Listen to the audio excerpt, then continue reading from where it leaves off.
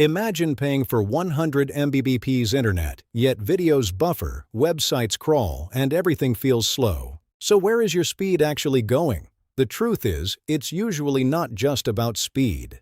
To really understand the issue, you need to think like a network engineer and isolate the problem step by step. The first thing you should figure out is whether the problem is happening across the entire internet or only with a specific website.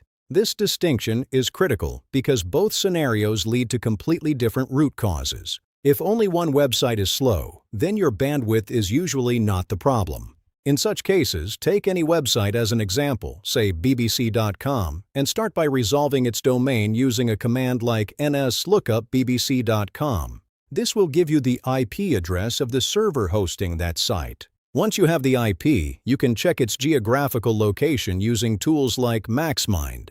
If the server is located far away, for example in the USA while you are in India, some latency is expected due to physical distance. But it should not be excessively slow. If the website is still slow or gets stuck while loading, a very common reason is failure of dependent resources. Modern websites do not load from a single server. They rely on multiple domains for scripts, APIs, and CDN content.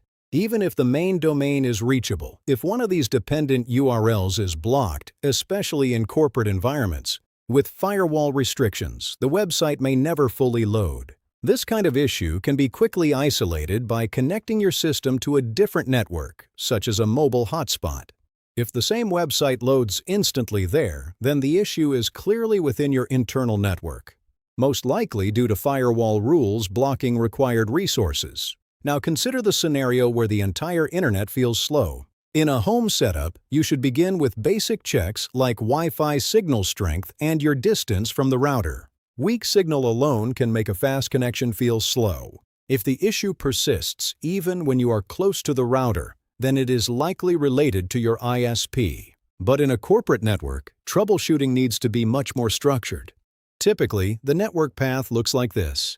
Your PC connects to a switch, then another switch, then a firewall, followed by the ISP, and finally the internet. The correct approach is to isolate each segment step by step.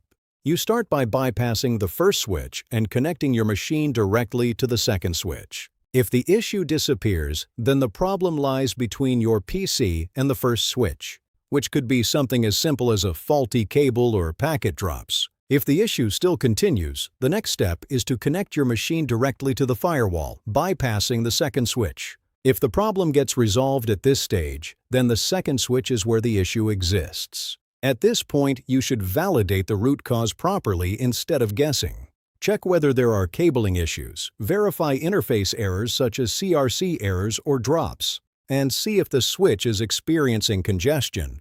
In many real-world environments, excessive broadcast traffic can overwhelm a switch and degrade performance.